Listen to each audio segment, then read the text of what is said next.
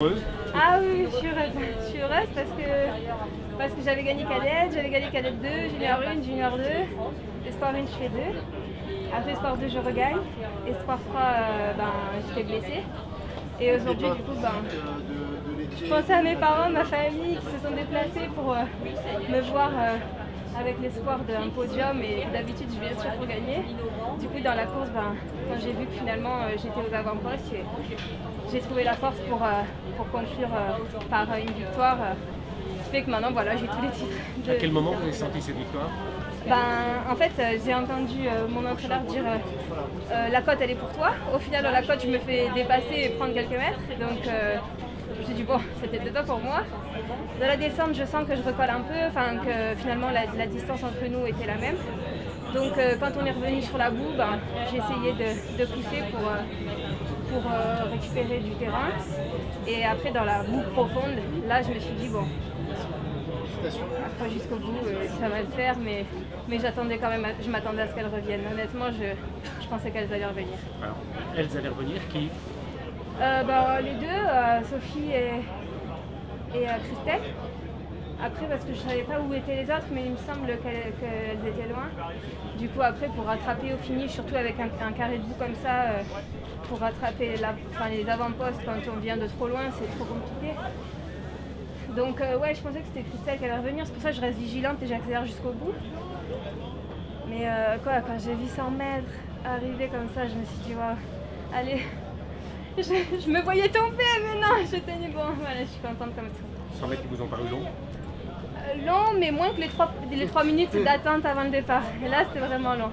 D'ailleurs, bon, je m'excuse auprès des filles que j'ai passées avant le départ, parce que j'étais loin derrière la ligne de départ et elles m'ont un peu crié dessus. Mais j'ai dit excusez-moi, je pense que je vais partir un peu plus vite que vous. Et bon, voilà, merci pour la coopération de tout le monde et pour les encouragements du sport de terrain, parce que ça aussi ça porte. C'est sûr, hein, quand dans la ligne droite on entend son prénom, et ça porte et ça aide. Comment vous avez envie sur la piste de faire des bonnes choses? Est-ce que c'est ce qui fait la différence aujourd'hui entre une fille en rythme sur la piste et marathonienne? En fait, le truc c'est qu'on savait que Christelle pour gagner,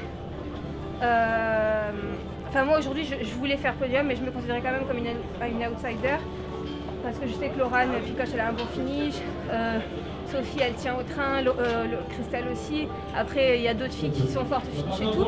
Donc nous on savait déjà que Christelle pour gagner il fallait qu'elle parte dès le début et qu'elle nous décroche au train. Et du coup je m'attendais à un départ vraiment rapide. Donc moi j'ai fait un 3000 mètres la semaine dernière, ça m'a aidé pour partir vite. Et je me suis retrouvée toute seule et j'étais surprise en fait qu'il n'y ait personne. Et j'étais en train de me mettre dans la peau d'Elodie Olivares, qui avait fait à Aix-les-Bains au moins 2 km à 50 ou 60 mètres devant tout le monde. Et je me sentais le lapin qui était chassé quoi. Je me disais Clémence, t'es un lapin avec un petit fusil, ça va aller. Et puis bon, finalement elles sont revenues, je les laisse revenir, je prends un train. Et puis je pensais que le train allait un peu plus se tasser, puis finalement non, ça maintenait l'allure.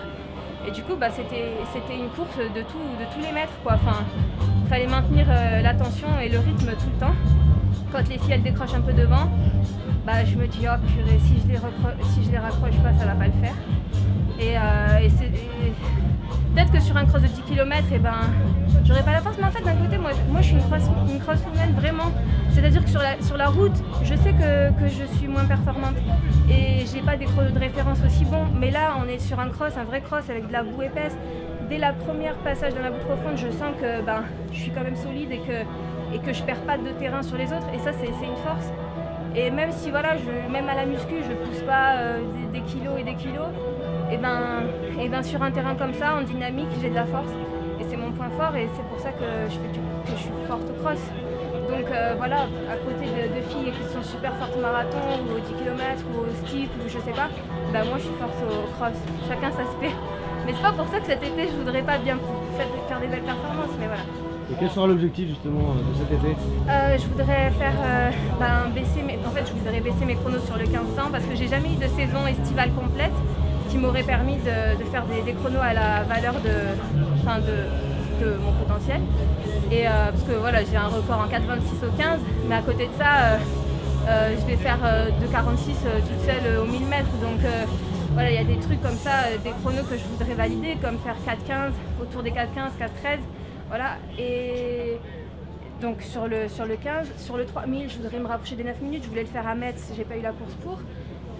Mais voilà, me rapprocher 8,50, 9 minutes, avoir des chronos de référence comme les filles que je bats au cross en fait, autant françaises que étrangères au championnat d'Europe. C'est toutes des filles qui ont des références. Enfin, je sais pas, une Allemande qui fait 6e ou quoi de la course, elle fait 8,51 cet hiver. Ben, moi aussi, je voudrais faire ça avant de passer sur 15. Parce que quand j'aurai validé ces chronos sur le court, ben, je pourrai aller sur le long et être performante sur le long. Donc l'objectif cet été est au 1500, au 3000 et après, je verrai pour faire autre chose.